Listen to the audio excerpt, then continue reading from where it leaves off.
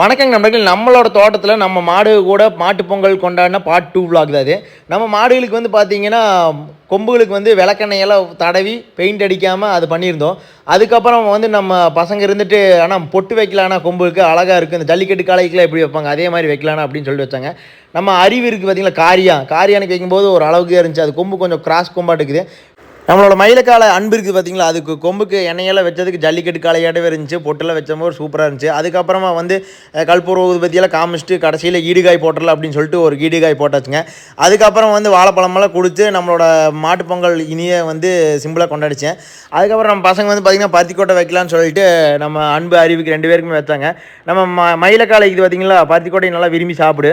ஆனால் நம்ம அறிவு மட்டும் கொஞ்சம் பார்த்திங்கன்னா இந்த பருத்திக்கோட்டை வந்து வைக்கிறதே பெரிய விஷயம். ஆனால் அவன் வந்து பார்த்தா அடம் பிடிச்சிட்டு இருப்பான். அவனுக்கு வந்து வாயில் திறந்து ஊட்டி விட்டுட்டு இருந்தோம். அதுக்கப்புறம் அவனுக்கு ஒரு 2 வாய் ஊட்டி விட்டோன்னே அப்புறம் நம்ம கிடாரி கண்ணுக்கும் கொஞ்சம் குடிச்சிடும். அது வந்து பார்த்திங்கன்னா மாவு கீவு எந்த தண்ணி வச்சாலும் குடிச்சிரு. இவன் மட்டும் தான் பார்த்திங்கன்னா இந்த மாதிரி விஷயத்தில் கொஞ்சம் மக்கார் பண்ணுவான். அதுக்கப்புறமா பார்த்திங்கன்னா வைக்கப்புல் எடுத்து 2 கூடை போட்டுட்டு நாங்கள் பார்த்து பண்ணி கிளம்பிட்டோம். இந்த வருஷம் ரொம்ப சிம்பிளாக தான் மாட்டு பொங்கல் கொண்டு வந்தேன். வீடியோ பிடிச்சுன்னா சப்ஸ்கிரைப் பண்ணிங்க. நன்றி.